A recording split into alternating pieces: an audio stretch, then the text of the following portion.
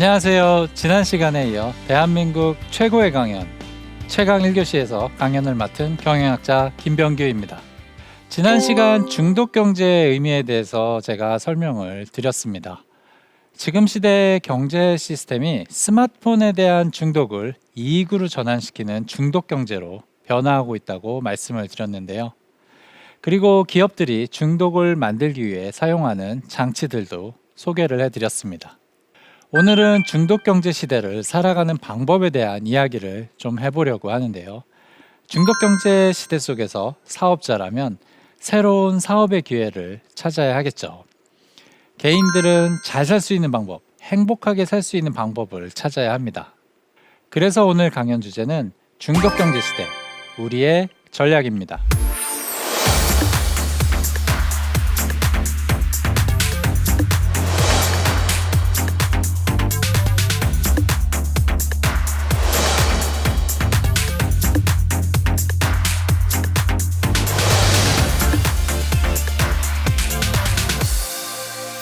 중독 경제 시대에는요, 스마트폰 중독이 바로 기업의 이익으로 직결이 됩니다. 그런데요, 사람이 한 앱에 중독이 되면요, 다른 앱에 중독이 되기가 어려워요. 왜냐하면 사람이 가진 시간과 관심은 제한된 자원이기 때문인데요. 그렇다 보니까 이 테크 기업들이 중독을 놓고 무한 경쟁을 할 수밖에 없습니다. 물론 테크 기업들이 대놓고 우리는 중독을 만든다고는 절대 이야기는 하지는 않죠. 하지만 사실상 모두가 중독을 만들기 위해 경쟁을 하고 있는 시대입니다. 그런데 이 중독 경제라는 게요, 빅데이터와 고도화된 AI 알고리즘을 가진 빅테크 기업한테 절대적으로 유리할 수밖에 없습니다. 우리가 스마트폰으로 시간을 보내고 있을 때 우리가 뭘 보는지 또 어떤 행동을 하는지가 이 테크 기업들에게 제공이 되고 있습니다. 이런 것들에 대해서는 많이 들어보셨을 거예요. 근데 거기서 끝나지 않고요, 우리들의 개인정보, 가령 성별이나 나이, 친구관계, 우리의 취향, 라이프 스타일, 이런 것들도 우리의 이메일이나 SNS를 통해서 파악할 수가 있는데요. 이 두 가지 정보가 사실 합쳐지게 됩니다. 그리고 알고리즘에 들어가게 되죠. 그럼 알고리즘은요, 계속 테스트를 해가면서 어떻게 해야 우리가 더 많은 물건을 사고 더 오래 동영상을 보게 만들 수 있는지 그 방법을 찾아내게 됩니다. 빅데이터와 고도화된 AI 알고리즘을 가진 빅테크 기업에 절대적으로 유리한 시대입니다. 이런 시대의 사업자들은 빅테크와 맞설 수 있는 자신만의 비즈니스 전략을 찾아야 하는데요. 크게 보면 두 가지 방향이 있습니다. 중독을 강화하거나 중독에 대한 대안을 제시하거나, 이렇게 두 가지 전략이 가능합니다. 먼저 중독 강화 전략에 대해서 설명을 드려보도록 하겠습니다. 중독 강화 전략이란 빅테크 기업이 만드는 중독에 맞서서 자신도 중독을 만드는 건데요. 눈에는 눈, 이에는 이, 중독에는 중독으로 맞서는 전략입니다. 그 방법으로서 첫 번째는 새로운 중독 서비스를 찾아내는 것이 있습니다. 빅테크 기업이 만든 중독 서비스도요, 시간이 오래되고 사람들이 익숙해지면요, 이 역치라는 게 올라갑니다. 그러면은 중독을 만들기가 점점점 어려워지죠. 그래서 만약에 내가 새로운 중독의 장치를 내지는 새로운 중독 서비스를 찾아낼 수만 있으면 빅테크 기업과 맞서는 게 언제든지 가능합니다. 그 좋은 예가 틱톡인데요. 여러분들 틱톡에 대해서 잘 아시죠? 사용하는 사람들이 정말 많습니다. 제가 오늘 이곳에 오는 길에도 기차를 타고 여기에 왔는데요. 제 앞자리에 앉은 승객이 이 창문으로 이제 제가 보고 있는데 계속 틱톡만 보고 있더라고요. 그만큼 요즘 틱톡을 보는 사람들이 많은데요. 틱톡 하면 바로 15초 동영상이죠. 그런데 왜 15초 동영상이 이렇게 중독적인가? 거기에 대해서 설명을 드려보도록 하겠습니다. 사실 틱톡은요, 15초 안에 사람들의 관심을 붙들어야 되잖아요. 그렇다 보니까 기존의 유튜브 동영상보다 틱톡의 동영상들이 흥분성이나 선정성, 자극성이 더 강할 수밖에 없어요. 그러니까 동영상의 내용 자체가 기존의 동영상들보다 훨씬 더 중독성이 강할 수밖에 없는 거죠. 그게 첫 번째 이유고요. 중독 강화 전략의 두 번째 방향은 바로 새로운 세대를 공략하는 건데요. 세상에는 끊임없이 새로운 세대가 자꾸 생겨날 수밖에 없습니다. 그리고 새로운 세대는요, 기성세대가 사용하지 않는 새로운 서비스를 사용함으로써 자신과 기성세대를 차별화하고 자신들만의 정체성을 느끼고 싶어 합니다. 그래서 새로운 세대를 공략하는 서비스는요, 늘 기회를 가질 수가 있습니다. 그 좋은 예가 스냅챗인데요. 이 스냅챗은요, 10대들을 위한 메신저예요. 한국에서는 대부분의 사람들이 카톡을 사용을 하죠. 미국에서는 사람들이 페이스북 메신저나 왓츠앱을 많이 사용을 합니다. 그런데 이 스냅챗이라는 회사가 아예 10대들만을 위한 새로운 메신저를 내놓습니다. 이 메신저의 중요한 특징이 있는데요. 바로 휘발성 메시지입니다. 10대들은요, 자신들이 친구하고 주고받은 메시지나 이 교환한 사진들을 어른들이 보는 것을 원치 않겠죠. 그래서 스냅챗은 처음부터 이 메신저를 만들 때 일정 시간이 지나면 메시지가 사라지도록 만들었습니다. 그러니까 10대들이 너무 좋아하는 거예요. 그것뿐만이 아니고요. 원래 10대들은요, 친구하고 우정을 굉장히 중요하게 생각을 하거든요. 그래서 스냅챗이 친구하고 자신이 이 메시지를 주고받은 기간을 늘 쉽게 확인할 수 있는 그런 장치를 만들어 둡니다. 우리의 우정이 얼마나 오래되고 우리의 우정이 얼마나 강한지를 보여주는 거죠. 10대들이 특히 좋아하는 장치들을 이 스냅챗 안에 탑재를 해놓고 나니까 10대들이 기존의 페이스북 메신저나 왓츠앱보다 훨씬 더 스냅챗을 좋아하게 됩니다. 이처럼 10대들, 새로운 세대를 공략하는 서비스는요, 언제든지 새로운 기회를 찾아낼 수가 있습니다. 또 다른 예가 로블록스라는 게임 플랫폼인데요. 여러분들 로블록스에 대해서 많이 들어보셨죠? 초등학생들한테 정말 인기가 있습니다. 그런데 정말 흥미로운 게 뭐냐면요, 이 로블록스 게임들이요, 그래픽이 좋거나 스토리가 좋은 게 전혀 아니에요. 사실 성인들이 즐기기에는 재미가 굉장히 부족합니다. 그런데 초등학생들은 좋은 그래픽이나 복잡한 스토리 이런 게 필요한 게 아니거든요. 사실 그래픽이 그렇게 좋지 않아도 별다른 스토리가 없어도 중독의 장치만 잘 구현이 되면은 사실은 이런 초등학생들을 대상으로 이 서비스가 성공을 할 수가 있습니다. 그래서 이 로블록스가 그래픽이 화려하거나 흥미로운 스토리를 가진 것도 아니지만 초등학생들 사이에서 엄청난 인기를 끌게 되는 거죠. 이번에는 중독 대안 전략에 대해서 설명을 드려보도록 하겠습니다. 중독 경제 시대라고 해서요, 강한 중독을 만드는 것만이 방법은 아니겠죠. 사실 중독 경제가 심화가 될수록요, 이 자기 관리에 어려움을 겪는 사람들, 목표 달성에 어려움을 겪는 사람들, 또 중독에서 벗어나고 싶은 사람들, 디지털 디톡싱이라고 하죠. 디지털에서 벗어나서 좀 자신만의 시간을 갖고 싶어하는 사람들, 또 사람과 사람들이 오프라인에서 만나가지고 인간적인 관계를 형성하길 원하는 사람들, 이런 원함, 이런 욕구들이 크게 증가를 할 수밖에 없습니다. 그래서 중독 경제 시대에는요, 자기 관리나 목표 달성을 도와주는 서비스, 디지털 디톡싱의 경험을 제공하는 서비스, 사람과 사람 사이의 인간적인 만남을 제공하고 교류의 기회를 제공하는 서비스가 유망할 수밖에 없습니다. 여러분들 열품타라고 들어보셨나요? 열정을 품은 타이머의 약자인데요. 요즘에 청소년들이나 대학생들이 정말 사용을 많이 한다고 해요. 아마 여러분들도 본인이 대학생이거나 청소년이면 열품타에 대해서 알고 있을 거고요. 또 자녀가 청소년이거나 대학생이면 열품타를 사용하는 자녀분들이 굉장히 많이 있을 겁니다. 이게 사실은 굉장히 간단한 앱이에요. 공부를 도와주는 앱인데요. 자기가 공부를 할 때 다른 사람들이 공부하는 모습을 보면서 공부를 할 수 있는 앱입니다. 다른 사람이 공부하는 모습을 보면서 자극을 받는 거죠. 그래서 자기 스스로 동기를 가지기 위해서 다른 사람이 지금 얼마나 공부를 하는지, 몇 시간을 공부를 했는지 이런 걸 보면서 공부를 하는 앱입니다. 그만큼 중독 경제가 심화가 되면요, 사람들이 자기 관리에 어려움을 겪을 수밖에 없어요. 혼자서 뭔가에 집중해서 오랜 시간 노력하는 게 어렵습니다. 그래서 이런 서비스들이 매우 유망할 수밖에 없습니다. 또 챌린저스라는 앱도 있는데요. 이 앱은요, 자기 스스로 설정한 목표를 달성하는 것을 도와주는 그런 서비스입니다. 가령 책 읽기에 대한 목표를 설정할 수도 있고요, 운동에 대한 목표를 설정할 수 있고, 공부에 대한 목표를 설정할 수 있습니다. 자기가 원하는 목표를 설정하는데 거기에 자신이 돈을 걸게 됩니다. 만약에 자신이 설정한 목표를 85% 이상 달성을 하게 되면요, 자기가 건 돈을 돌려받아요. 100% 달성하게 되면 돌려받을 뿐만 아니라 추가적으로 상금까지 받습니다. 그런데 내가 달성을 하지 못하면요, 내 성금을 돌려받지 못하겠죠. 그런데 그 돈을 회사가 다 가져가는 게 아니고 목표를 달성한 사람들에게 상금으로 주어집니다. 그래서 이런 앱에 대한 수요가 지금 굉장히 크게 증가를 하고 있습니다. 이런 것이 바로 중독 경제의 굉장히 중요한 특징이다라고 이해를 해주시면 될 것 같습니다. 또 버핏 서울이라는 서비스도 있는데요. 버핏 서울은요, 직장인들이 퇴근 후에 함께 모여서 운동을 할 수 있는 그런 서비스입니다. 여러분들 오운완이라는 말 들어보셨나요? 오늘 운동 완료의 약자인데요. 요즘 굉장히 많이 들을 수 있는 말이에요.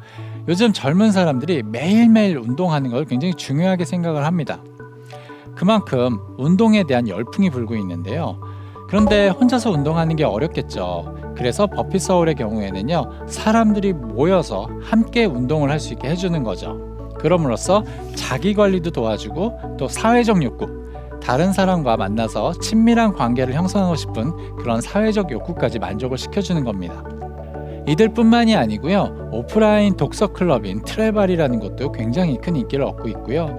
또 소규모로 사람들이 모여가지고 좋은 습관이나 삶의 방식, 리추얼을 만드는 것을 도와주는 그런 서비스 민미라는 것도 굉장히 큰 인기를 얻고 있고요. 이 밖에도 공부를 도와주거나 운동을 도와주거나 또 명상을 도와주는 이런 서비스들이 요즘 굉장히 큰 인기를 얻고 있습니다. 이처럼 최근 중독 경제 시대가 심화가 되면서 중독에 대한 대안을 제공해주는 서비스에 대한 수요가 폭발적으로 성장을 하고 있습니다. 중독 경제가 심화가 되면요, 이런 수요는 더 증가를 하겠죠. 그래서 사업자들에게 많은 기회가 생길 수밖에 없습니다. 정리해서 말씀을 드리면요, 중독 경제 시대의 사업자의 방향은 두 가지입니다. 나도 중독을 만들어서 빅테크 기업의 중독에 맞서거나 아니면 중독에 지친 사람들에게 중독 경제 시대의 대안을 제공하거나. 여러분들은 둘 중에 어떤 길을 선택을 하시겠어요? 둘 다 유망하다고 볼 수 있습니다. 그런데 중요한 것은 지금 시점에서 지금 시대가 중독 경제구나, 이것을 제대로 이해하고 내가 어떤 사업을 해야 되겠구나, 이런 방향성을 제대로 설정하는 것이라고 볼 수가 있습니다. 그런데 내가 중독 경제 시대에 대안을 제공하는 그런 사업을 하겠다고 하더라도요, 최소한의 중독의 요소는 있어야 사업이 성공을 할 수가 있습니다. 대부분의 앱이 중독을 만들어내고 있기 때문인데요. 아무리 좋은 앱을 만들어도 중독의 요소가 전혀 없으면요, 사람들의 관심을 끌기가 정말 어렵습니다. 그래서 이제는요, 어떤 앱을 출시를 하더라도 최소한의 중독의 장치는 갖추는 게 정말 필요합니다. 그래서 지금부터는 자신의 앱 안에 어떻게 중독의 장치를 만들어낼 수 있는지 중독 디자인에 대해서 간략하게 설명을 드리도록 하겠습니다. 성공한 앱들을 분석을 해보게 되면요, 사실 공통적으로 적용되는 중독 디자인의 방식이 있습니다. 네 가지로 구성이 되는데요. 바로 시핑, 후킹, 소킹, 인터셉팅, 이렇게 네 단계로 구성이 됩니다. 이 각각에 대해서 한번 같이 자세히 알아보도록 하겠습니다. 먼저 시핑인데요. 이 시핑이라는 게 영어 단어예요. 여러분들 뜨거운 커피나 뜨거운 음료를 처음에 마실 때 이렇게 살짝 이렇게 맛보는 행동 하시죠? 그것을 영어에서는 시핑이라고 하는데요. 번역을 하자면 맛보게 하기, 이렇게 말을 할 수가 있습니다. 내 앱이 사람들에게 많이 사용이 되려면요, 사람들이 우선 이 앱을 한 번쯤 시도를 해봐야 되겠죠. 그런데 사람들이 생각보다 앱을 설치하고 시도를 잘 안 해봅니다. 왜냐하면 괜히 이 앱을 깔았다가 시간을 많이 뺏기거나 돈을 많이 쓰게 되진 않을까, 아니면은 일단 가입을 했다가 해지가 어렵진 않을까, 이런 걱정들 때문에 사실 사람들이 시도를 잘 안 하게 되는데요. 그래서 시핑 단계에서는요, 사람들이 갖고 있는 경계심을 철저하게 없애주는 게 가장 중요합니다. 그러기 위해서는요, 일단은 상업적 의도를 보여서는 안 돼요. 내 앱은 여러분들을 도와주거나 여러분들에게 즐거움을 주기 위한 거지 돈 벌려는 목적으로 만든 앱이 아니다, 이런 이야기를 들려주실 필요가 있습니다. 그리고 사용하는 사람들이 이 앱을 사용하는 순간에 나는 돈을 전혀 쓸 필요가 없겠다라고 생각하게 하는 것도 중요하고요. 또 가입이 필요한 경우에는요. 가입한 후에 언제든지 쉽게 해지를 할 수 있겠구나라고 사람들이 생각하게 하는 게 중요합니다. 그래서 사람들이 이 앱을 사용할 때 전혀 경계심을 가지지 않아야만 사람들이 쉽게 이 앱을 사용해 보게 됩니다. 경계심을 없애는 게 시핑에서 가장 중요합니다. 두 번째 단계는 후킹인데요. 후킹, 갈고리로 낚다라는 뜻입니다. 일단 사람들이 시핑 단계를 통해서 앱을 시도해 보면요. 그때 바로 갈고리로 낚듯이 사람들을 어느 정도 중독시킬 필요가 있는데요. 그럴 때 중독의 장치들이 좀 필요합니다. 중독의 장치는 크게 보면 보상이라는 것과 바로 사회적 욕구를 만족시키는 것, 이렇게 두 가지로 볼 수가 있는데요. 그래서 후킹 단계에서는요, 사람들한테 이 예상치 못한 순간에 선물을 준다던가 할인을 준다든가 아니면 앱 안에 보물을 숨겨놓고서 보물찾기에 즐거움을 준다던가 이런 장치들이 필요합니다. 또 사람들이 가지고 있는 사회적 욕구를 만족시키는 것도 중요한데요. 사람이라면요, 누구나 이 다른 사람의 인정과 칭찬을 받고 싶어 합니다. 또 사회 속에서 남들보다 높은 위상을 얻고 싶어 하는 그런 욕구도 가지고 있습니다. 이런 것들이 모두 사회적 욕구인데요. 앱 안에 사람들이 갖고 있는 사회적 욕구를 만족시켜주는 그런 장치들이 필요합니다. 그래서 다른 사람들의 사랑과 칭찬, 인정을 받고 싶어하는 사람들을 위해서 이런 좋아요 버튼이라든가 또 사람들이 그들에게 칭찬해 줄 수 있는 그런 시스템을 만드는 게 필요하고요. 또 사람들로 하여금 다른 사람들보다 높은 위상을 획득해서 사회적 욕구를 만족시킬 수 있게 어떤 계급을 부여한다던가 아니면은 성과에 따라서 어떤 목표 달성의 즐거움을 느끼게 해주는 게 중요합니다. 세 번째 단계는 소킹인데요. 물속에 담그는 것을 말을 합니다. 사람들이 일단 중독이 되면요. 그 사람들이 중독에서 벗어나지 않게 해주는 게 중요한데요. 그런데 사람들이 어떤 게임이든 앱이든 무언가에 중독이 되더라도요. 이 현실 속에서 발생하는 일들 때문에 중독에서 벗어날 수밖에 없습니다. 그래서 사람들로 하여금 계속 그 안에서 몰입할 수 있게 환경을 만들어주는 게 중요합니다. 여러분들 운동할 때 존에 들어가 있다라는 표현이 있어요. ZONE, 바로 이제 무아지경 상태를 말을 하는데요. 실제로 라스베가스에서 하루 종일 슬롯 머신을 하는 사람들을 인터뷰를 해보면 그런 표현을 쓴다고 합니다. 나는 지금 존에 들어가 있다. 이렇게 말을 한다고 하는데요. 그만큼 슬롯 머신을 하면서 무아지경 상태에 있는 겁니다. 그럼 중독이 끊어지지 않고 계속 이어지는 거죠. 자, 그러면 어떻게 해야 사람들로 하여금 존에 계속 들어가 있을 수 있게 만들 수 있을 것이냐? 첫 번째, 모든 불편함을 없애줘야 됩니다. 사람들이 아무리 앱에 중독이 되더라도 불편한 동작이 요구가 되면요, 중독에서 벗어날 수가 있습니다. 그래서 앱을 사용할 때 모든 동작은 최대한 쉽고 간결하게 할 수 있도록 해줘야 됩니다. 두 번째는요, 지출의 고통을 없애줘야 하는데요. 사람이요, 재밌는 게 돈을 쓸 때 뇌가 고통을 느낍니다. 그래서 뇌가 느끼는 고통이 지출의 브레이크 같은 역할을 하는데요.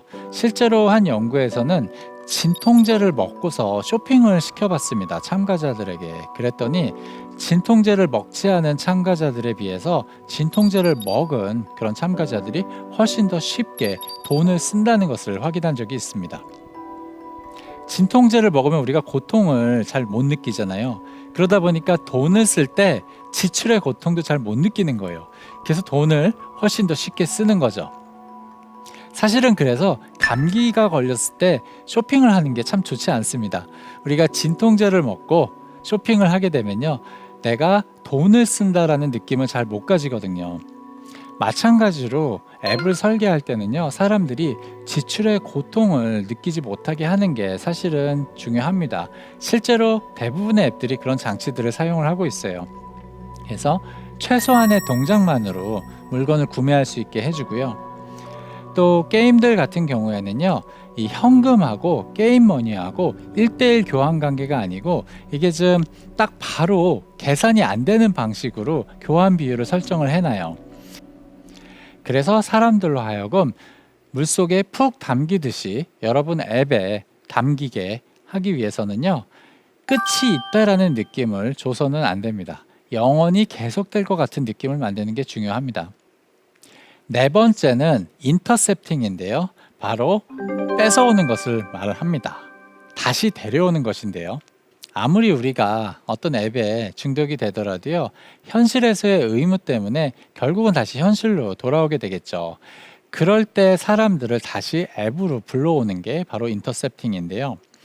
많은 앱들이 사실 알림을 보내거나 이메일을 통해서 사람들을 데려옵니다.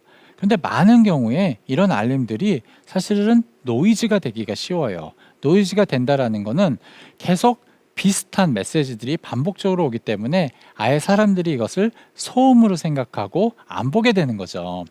이렇게 하면 인터셉팅에 효과가 없습니다. 인터셉팅 단계에서 가장 중요한 것은요, 사람들이 스스로 자발적으로 앱에 돌아오게 만드는 거예요. 그렇게 하기 위해서는 노이즈가 되는 알림 메시지를 이렇게 보내는 게 아니라요, 사람들이 관심을 가질 만한, 스스로 관심을 가질 만한 컨텐츠나 정보를 제공하는 게 중요합니다. 그래서 메시지를 열거나 이메일을 여는 순간 이거 되게 재밌겠다, 이거 나한테 필요한 거다, 스스로 관심을 가져서 자발적으로 앱에 돌아오게 하는 게 가장 중요한 거죠. 이게 바로 인터셉팅의 핵심입니다.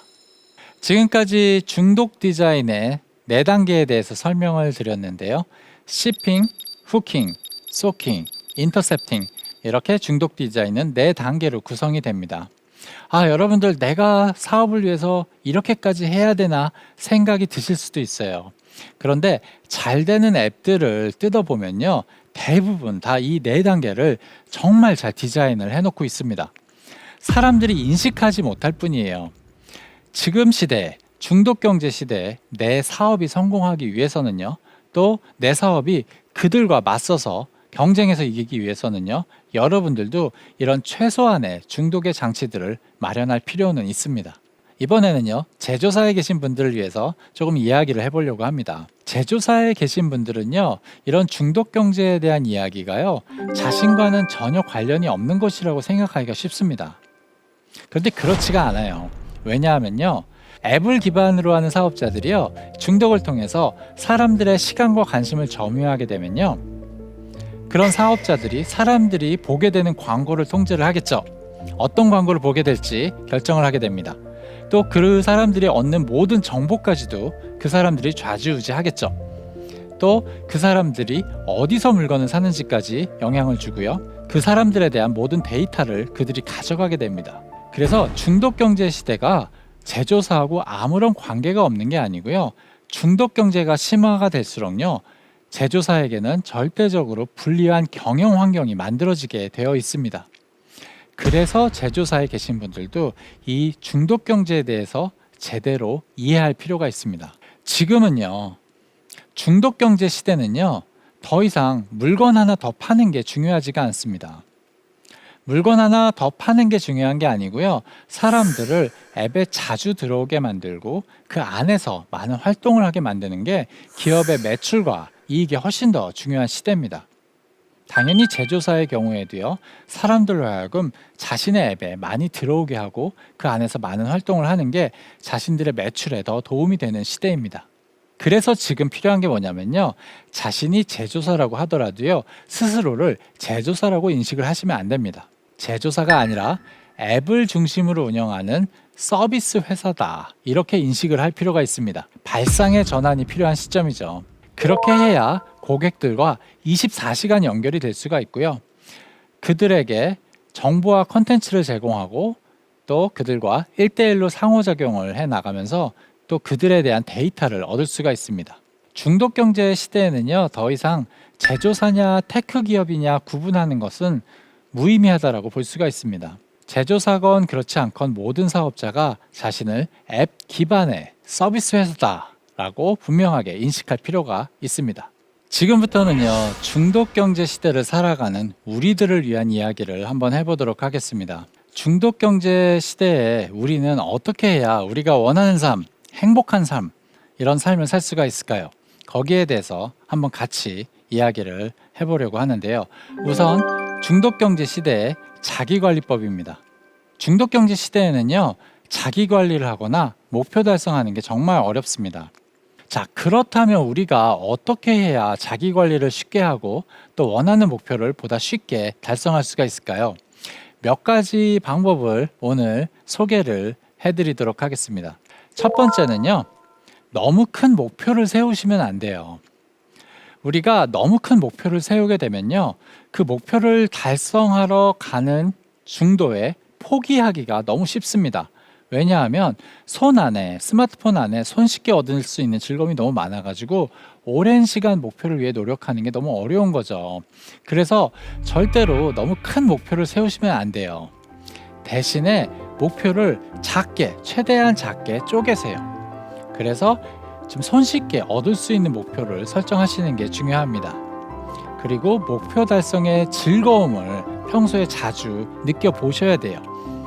그 즐거움을 느껴야 내가 흔들리지 않고 유혹에 넘어가지 않고 큰 목표를 위해 조금씩 나아갈 수가 있습니다. 예를 들어 가지고요, 가령 내가 이번에 10kg을 빼야 되겠다, 딱 목표를 10kg으로 잡게 되면요, 대부분의 사람들은요, 포기하게 될 수밖에 없어요. 10kg을 빼는 거 얼마나 고통스러워요. 어렵습니다. 그래서 중도에 포기하게 되겠죠. 근데 만약에 내 목표가 한 달 안에 딱 1kg을 빼겠다 라고 이렇게 작게 세우게 되면요, 그 정도는 여러분들이 할 수가 있으실 거예요. 그리고 목표를 달성했을 때 큰 즐거움을 느끼게 되면 이거 재밌네, 할만하네, 그래서 다음 단계로 갈 수가 있겠죠. 그래서 처음부터 절대로 너무 큰 거창한 목표를 세우지 마시고요, 목표를 최대한 작게 쪼개 가지고 이렇게 쉽게 달성할 수 있는 목표를 많이 만드세요. 그러면서 좀 최대한 자주 일상 속에서 목표 달성의 즐거움을 느끼는 게 중요합니다. 그렇게 하다 보면 언젠가는요, 아주 큰 목표를 달성하는 게 가능해집니다. 두 번째는 자신만의 집중의 기술을 만드는 게 필요한데요. 요즘 집중하는 거 너무 어렵죠. 사실 뭐만 좀 하려고 그러면은 알림이 오고 메시지가 오고 전화가 오고 끊임없이 스마트폰이 울려댑니다. 그러다 보니까 뭘 하나 하더라도 정말 집중하기가 어려운 시대예요. 근데 그렇다고 해서 사람이 하루 종일 집중할 필요는 없습니다. 짧은 시간을 집중하더라도 온전히 집중하는 게 중요하고요. 또 사람이 그렇게 오랜 시간 집중하는 게 가능하지도 않습니다. 자기만의 집중의 기술을 찾으셔야 하는데요. 두 가지 방법을 알려드릴게요. 하나는 자신만의 집중의 공간을 하나 찾으시는 거예요. 집중의 공간은 이게 집안의 어떤 특정 장소가 될 수도 있고요, 아니면은 집 근처나 직장 근처에 카페가 될 수도 있고 도서관이 될 수가 있습니다. 사실 장소는 상관이 없어요. 이 공간에 가시면요, 스마트폰을 사용하시면 안 됩니다. 꼭 자기가 집중하고자 하는 일만 하셔야 돼요. 가령 예를 들어서 여러분들이 카페에 가서 공부를 하고자 할 때 그곳에서는 공부만 하고 오셔야 됩니다. 만약에 여러분들이 그곳에서 스마트폰도 보다가 공부도 하게 되면요, 여러분들이 그 공간에 갔을 때 공부에 집중하려는 그런 준비가 잘 안 됩니다. 그런데 만약 여러분들이 같은 장소에서 늘 공부만 하게 되면요, 그 공간에 딱 가는 순간 뇌가 준비가 됩니다. 여기는 공부하는 곳이야, 나는 집중을 해야 돼, 쉽게 준비가 되기 때문에 훨씬 더 잘 집중을 할 수가 있습니다. 두 번째는 자기만의 집중의 음악을 하나 만드시는 건데요. 자기가 좋아하는 음악을 하나 찾으세요. 가사가 있는 음악은 좋지가 않습니다. 가사가 있으면 사실은 이 인지 기능에 방해가 될 수가 있기 때문에 가사가 없는 그런 음악을 하나 찾으세요. 그리고 그 음악을 내가 집중하는 일을 할 때만 들으시는 겁니다. 다른 일을 하실 때는 들으시면 안 돼요. 이런 일을 좀 반복하게 되면요, 그 음악을 듣는 순간 뇌가 준비가 될 거예요. 음악과 조건 형성이 되면서 음악을 듣는 순간 집중의 시간이구나 하고 바로 몸이 반응을 하게 됩니다. 실제로 책을 쓰는 작가분들이 많이 사용하는 방법이에요. 책을 쓸 때만 듣는 음악이 정해져 있는 작가분들이 많이 있습니다. 이 음악이 아무리 좋아도요, 다른 일을 할 때는 절대 안 듣는 거죠. 그렇게 되면 책상에 앉아서 그 음악을 듣는 순간 바로 책을 쓸 준비가 된다고 해요. 이런 것처럼 여러분들도요, 내가 집중해서 뭔가를 하고자 할 때 자신만의 집중의 음악을 하나 만드세요. 그리고 그 음악을 다른 일을 할 때는 절대 듣지 마셔야 됩니다. 그러면 그 음악을 듣는 순간 바로 집중을 시작할 수가 있습니다. 이번에는 독서에 대한 이야기를 좀 해볼까 하는데요. 요즘 책 읽는 거 너무 힘드시죠? 여러분만 그런 게 아니고요. 많은 사람들이, 대부분의 사람들이 요즘에 책 읽는 것이 어렵다라고 합니다. 이건 너무 당연한 거예요. 왜냐하면 사실 책이라는 건요, 우리한테 즉각적인 쾌감을 주지 못해요. 책 읽는데 몇 시간 혹은 며칠이 걸리죠. 그리고 며칠 걸려서 책을 다 읽더라도 쾌감이 밀려오는 게 아니고 아주 잔잔한 감동이 있거나 잔잔한 만족감이 오게 됩니다. 그렇다 보니까 요즘처럼 스마트폰만 열면은 내가 즉각적인 쾌감을 얻을 수 있는 시대에 책 읽는 게 너무 재미가 없는 거예요. 과거에는요, 우리가 일상 속에서 즉각적으로 쾌감을 주는 것들이 굉장히 없었어요. 그러니까 상대적으로 책 읽는 게 당연히 재미가 있었습니다. 근데 지금은요, 손쉽게 얻을 수 있는 즐거움이 너무 많아요. 그래서 책 읽기가 재미가 없어지는 거죠. 그래서 나는 왜 이렇게 책 읽는 게 힘들지? 나는 책을 안 좋아하나? 절대로 여러분만 그런 게 아니고요. 많은 사람들이 요즘 책 읽는 게 어렵습니다. 왜냐하면 손쉽게 얻을 수 있는 즐거움이 너무 많아져서 그래요. 그렇다고 한다면 독서를 재밌게 만드는 방법은 너무 간단해요. 나한테 즉각적인 즐거움을 주는 것들을 좀 없애보세요. 그러면 책 읽기가 훨씬 재밌어집니다. 특히 스마트폰이 중요한데요. 스마트폰 사용을 줄이게 되면요, 그러면 내가 즉각적으로 쾌감을 얻는 것들이 줄어들겠죠. 그럼 상대적으로 독서의 즐거움이 증가하게 됩니다. 또 하나의 방법은요, 맛있는 음식을 좀 줄이는 건데요. 사실 음식도요, 스마트폰처럼 굉장히 즉각적인 쾌감을 줍니다. 보상 회로를 바로 즉각적으로 자극을 하는 게 바로 맛있는 음식입니다. 칼로리가 높은 음식이라든가 자극적인 음식들, 이런 음식들이 사실 사람한테 쾌감을 주죠. 이런 음식을 평소에 자주 섭취를 해도요, 같은 이유로 독서가 재미가 없을 수밖에 없습니다. 그래서 사실 자극적인 음식을 피하고 좀 음식을 조절하는 것만으로도요, 독서의 즐거움이 훨씬 높아질 수가 있습니다. 결론적으로 말씀을 드리면요, 자신에게 즉각적인 즐거움을 주는 것들을 좀 멀리 하면요, 책 읽기는요, 훨씬 재밌어집니다. 한번 오늘부터 실천을 해보시기를 바랍니다. 이번에는 시간 관리에 대해서 좀 이야기를 해볼 텐데요. 중독경제 시대, 시간 관리가 정말 어렵습니다. 왜냐하면요, 우리가 혼자 있는 시간이 점점 많아지고 있는데 손에는 스마트폰이 있잖아요. 그러니까 그냥 손쉽게 스마트폰으로 이것저것 보다가 시간을 낭비하게 되기가 너무 쉽습니다. 시간은 많고 스마트폰은 있고, 그러다 보니까 우리의 귀중한 시간들이 정말로 쉽게 낭비가 되고 있는 거죠. 시간의 가치는요, 양하고 반비례합니다. 나한테 주어진 시간이 얼마 없다라고 생각하면요, 우리는 그 시간을 잘 쓰고 싶지, 낭비하고 싶지는 않아요. 그래서 시간을 관리하는 정말 좋은 방법은요, 자신에게 주어진 시간이 얼마 없다라고 늘 생각을 하는 거예요. 그러면은 이 시간을 스마트폰 들여다보면서 낭비하고 싶지는 정말 않을 겁니다. 실제로 제가 사용하는 방법인데요. 저는 아침에 눈을 뜨면은 매일같이 이 하루가 나한테 마지막 하루가 될지도 모른다, 이 생각을 하면서 일어납니다. 이번에는 중독경제 시대 소비관리법에 대해서 좀 이야기를 해드리겠습니다. 사실 중독경제 시대에는요, 이 소비를 관리하는 게 정말 어렵습니다.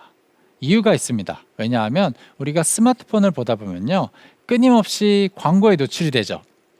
그것도 데이터에 기반해서 내가 관심을 가질 만한, 정말 내가 좋아할 만한 그런 제품들이 자꾸 광고로 나오잖아요.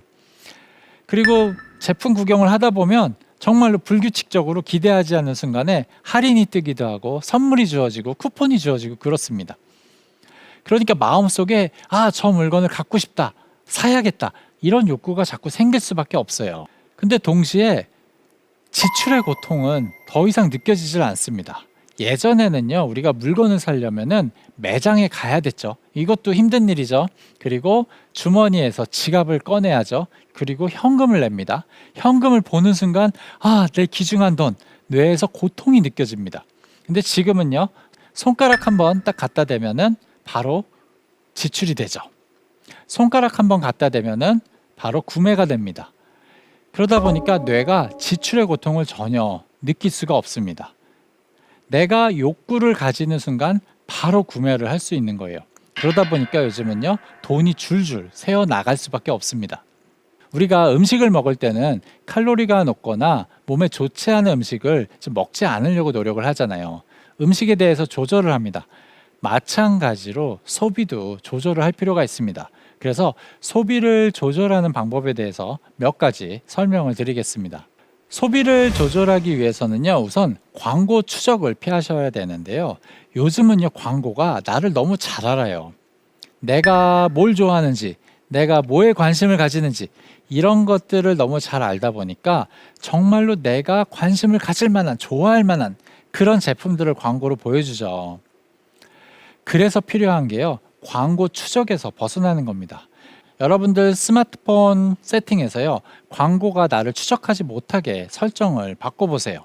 아니면은 추적이 안 되는 앱을 사용하는 것도 방법입니다. 그렇게 하게 되면요, 광고가 더 이상 나를 모르게 돼요. 그러면은 내가 아무런 관심도 가지지 않을 제품들을 나한테 보여주게 됩니다.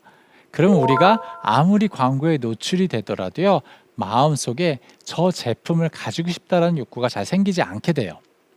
그래서 광고가 나를 추적하지 못하게 만들어 놓는 게 사실은 소비를 조절하는 데 정말 큰 도움이 됩니다. 두 번째는요, 페이스북이나 인스타그램과 같은 SNS를 좀 덜 사용하는 건데요.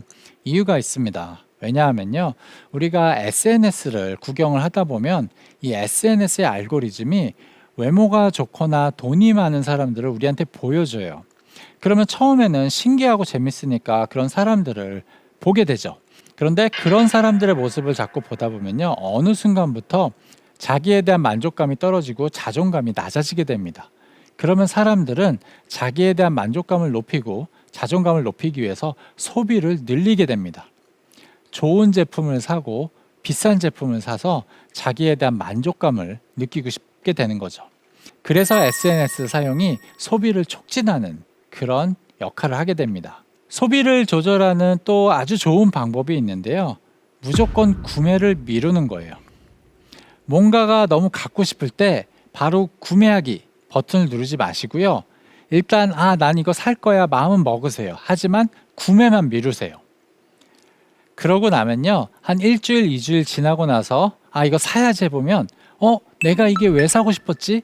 사고 싶은 욕구가 싹 사라져 있는 경우가 대부분일 겁니다. 실제로 제가 대학생들에게 매일매일 생겨나는 소비에 대한 욕구, 구매에 대한 욕구를 기록하게 한 적이 있습니다. 그래서 오늘 생긴 욕구를 가령 화면에 보이는 것처럼 6.5라고 했을 때 한 달 후에 그 욕구에 대해서 다시 생각을 해보게 했습니다. 그랬더니 대부분의 학생들에게 있어서 욕구가 크게 감소한다라는 것을 직접 관찰을 했습니다. 이처럼요, 우리가 가지는 욕구의 대부분은요, 정말 우리에게 필요해서 생긴 욕구가 아니고요, 광고나 SNS 때문에 일시적으로 생기는 욕구들이에요. 그냥 놔두면 대부분 사라집니다. 그래서 중요한 게 뭔가가 너무 갖고 싶다라는 욕구가 생겼을 때 바로 그 욕구를 충족시키지 않고 일단은 무조건 기다리거나 구매를 미루는 겁니다. 그러면 소비가 크게 줄어듭니다. 마지막으로 중독 경제 시대에 자녀 교육하는 방법에 대해서 이야기를 좀 해보도록 하겠습니다. 사실 요즘 아이들 스마트폰 정말 많이 사용을 하죠. 근데 그렇다고 해서 아이들한테 스마트폰 사용을 하지 못하게 할 수도 없습니다. 왜냐하면 친구들 다 사용하는데 내 아이만 사용하지 못하게 할 수도 없고요. 또 사실 유튜브라든가 이런 곳에 아이들에게 도움이 되는 그런 좋은 콘텐츠도 사실 굉장히 많이 있거든요. 그런데 그렇다고 해서요, 그냥 놔둘 수는 없죠. 왜냐하면 최소한 세 가지 문제가 있습니다. 첫 번째는요, 아이들이 스마트폰을 많이 사용하게 되면요, 잘 기다리지 못하게 됩니다. 이게 정말 중요한 문제인데요. 사실 우리 삶에는요, 오랜 시간 기다림 끝에 얻는 큰 보상이 정말 많아요. 그래서 아이들이 기다림의 가치, 노력의 가치에 대해서 어린 시절에 배우는 게 정말 중요합니다. 그래야 큰 보상을 얻는 게 가능하죠. 두 번째 문제는요, 아이들이 부모가 주는 보상을 그렇게 가치 있게 생각을 하지 않게 된다라는 그런 점이 있습니다. 원래 부모가 아이들에게 주는 칭찬이나 사랑, 인정 이런 것들은요, 아이들에게 정말 큰 보상이었어요. 아이들이 부모에게 칭찬받고 인정받기 위해서 공부 열심히 하고 또 뭐 착하게 행동하고 뭐 운동 열심히 하고 열심히 악기 배우고 원래 그렇게 하죠. 부모가 주는 보상을 받기 위해서 아이들은 많은 노력을 하게 됩니다. 근데 요즘엔요, 굳이 부모들이 자기한테 보상을 주지 않더라도 스마트폰만 열면요, 다른 사람들이 자기를 막 칭찬해주고 인정을 해줘요. 사람에게 받는 보상, 사회적 보상을 아이들이 쉽게 받을 수가 있습니다. 그러니 당연히 부모가 주는 보상의 매력이 상대적으로 크게 감소하겠죠. 그래서 요즘 아이들이 부모가 하는 말을 잘 듣지 않는 게 너무나 당연한 겁니다. 세 번째 문제는요, 아이들이 게임을 통해서 사람에 대해서, 사회에 대해서, 세상에 대해서 배우게 된다는 건데요. 예전의 게임들은요, 사실 대부분 혼자 하는 게임이었잖아요. 게임 안에서 다른 사람들을 만날 일이 없었습니다. 그런데 지금은요, 아이들이 게임 속에서 다른 사람들을 만나고 그들과 상호작용을 합니다. 그렇다 보니까 당연히 아이들이 게임에서 만나는 사람들을 통해서 사회에 대해서 배우고 사람에 대해서 배우고 세상에 대해서 배울 수밖에 없겠죠. 그리고 나중에 실제로 사회에 나갔을 때 자신이 게임에서 배운 대로 행동하고 생각할 그럴 위험이 있을 수밖에 없습니다. 자, 그러면 중독경제 시대에 어떻게 해야 될까요? 일단은 아이들로 하여금 스마트폰을 사용하지 못하게 하는 것은 방법은 아니라고 저는 생각을 합니다. 왜냐하면 이 스마트폰이나 타블렛 같은 디지털 기기들은요, 잘 사용하면 정말 좋거든요. 또 아이들에게 도움이 되는 유익한 정보도 정말 많이 얻을 수가 있습니다. 대신 중독경제 시대에 아이들이 두 가지만 배울 수 있게 해주시는 게 꼭 필요합니다. 첫 번째는요, 아이들이 기다림의 가치, 노력의 가치를 배우는 게 중요합니다. 사실 세상에는 오랜 시간 기다리거나 많은 노력을 한 끝에 큰 보상이 주어지는 일이 많기 때문에 아이들이 어린 시절에 기다리는 게 좋은 거구나, 노력하는 게 좋은 거구나, 이런 걸 배울 수가 있어야 되거든요. 그렇게 되기 위해서 정말 중요한 것은 부모가 아이들에게 한 약속을 무조건 지켜주시는 겁니다. 그냥 평소에 부모들이 그냥 그 순간을 모면하거나 자기가 편하기 위해서 그래 해줄게 이렇게 말하고 넘어가려는 경우가 굉장히 많습니다. 아이들이 기다리죠. 근데 기다렸는데 부모가 보상을 주지 않게 되면요, 아이들은 내가 기다릴 필요가 없구나, 기다리는 게 좋은 게 아니구나, 이렇게 생각을 하게 될 수밖에 없습니다. 그래서 아이들과 한 약속은요, 무조건 어떤 일이 있어도 꼭 지켜주시는 게 중요합니다. 두 번째는 아이들이 알고리즘에 대한 대항력을 가지는 건데요. 사실 유튜브 안에는요, 아이들에게 도움이 되는 유익한 컨텐츠도 정말 많습니다. 그래서 아이들이 정말 자기한테 필요한 좋은 컨텐츠만 골라서 보면은 사실 유튜브 시청도 아이들에게 많은 도움이 될 수가 있는데요. 문제는 많은 아이들이 그렇게 시청을 하는 게 아니고요, 알고리즘이 보여주는 대로 시청을 한다는 것, 그게 문제인 거죠. 그래서 필요한 게 아이들이 스스로 내가 볼 컨텐츠를 결정하고 판단하는 그런 능력을 가지는 게 정말 중요합니다. 알고리즘에 대한 대항력을 가지는 게 중요한 거죠. 그러기 위해서는요, 아주 간단한 방법이 있습니다. 아이들이 어린 시절에 유튜브를 보고 게임을 할 때 부모가 같이 하셔야 돼요. 아이들이 보는 걸 같이 보시고 아이들이 하는 게임을 같이 하세요. 그리고 그러면서 그 컨텐츠에 대해서, 게임에 대해서 많이 이야기를 하는 겁니다. 그러면 대화 속에서 은연중에 부모가 갖고 있는 가치관이 아이들에게 전달이 되겠죠. 가령 예를 들어서 나는 이런 컨텐츠는 이런 부분이 좋지 않아, 나는 이 컨텐츠는 이런 부분이 참 좋아, 이런 대화를 하다 보면요, 아이들이 이게 좋은 거구나, 이게 나쁜 거구나, 이런 가치관을 습득을 하게 됩니다. 그래서 어린 아이일수록 유튜브를 보거나 게임을 할 때 부모가 최대한 함께하고 그 내용에 대해서 대화를 많이 하는 게 큰 도움이 됩니다. 이렇게 하면 아이들이 알고리즘에 대한 대항력이 생겨서 자신이 봐야 할 컨텐츠, 자신이 좋아할 컨텐츠가 뭔지 스스로 판단하고 결정할 수 있는 능력이 생기게 됩니다. 정말 중요한 게 부모의 역할입니다.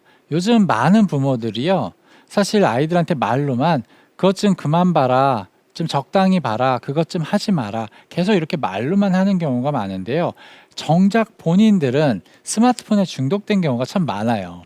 자신이 중독이 된 상태인데 아이들한테 말로만 하지 말라고 하는 건 당연히 말이 안 되겠죠. 아이들 입장에서 보면은 왜 나한테만 보지 말라고 하는 것인지 전혀 이해가 되지 않을 수밖에 없습니다.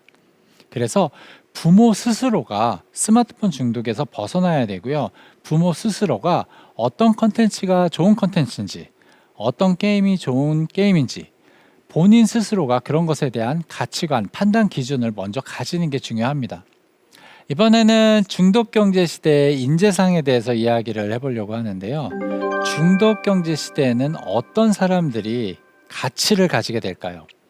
두 가지만 말씀을 드리겠습니다. 첫 번째는요, 메타인지 능력을 가진 사람인데요. 중독 경제 시대에는요, 사실 우리가 갖고 있는 욕구, 감정, 생각이 사실은 자신의 것이 아닐 수가 있습니다. 누군가가 디자인해서 만들어낸 생각, 감정, 욕구일 수 있는 거죠. 그래서 내가 갖고 있는 생각이나 감정이나 욕구가 정말 내 것인지 아니면 누가 만든 것인지 구분해내는 능력. 쉽게 말해서 내 위에서 나를 바라보는 능력. 이게 정말 필요하고 중요합니다. 두 번째는 오리지널리티, 독창성입니다. 요즘에 많은 젊은 사람들의 공통점이 뭐냐면요.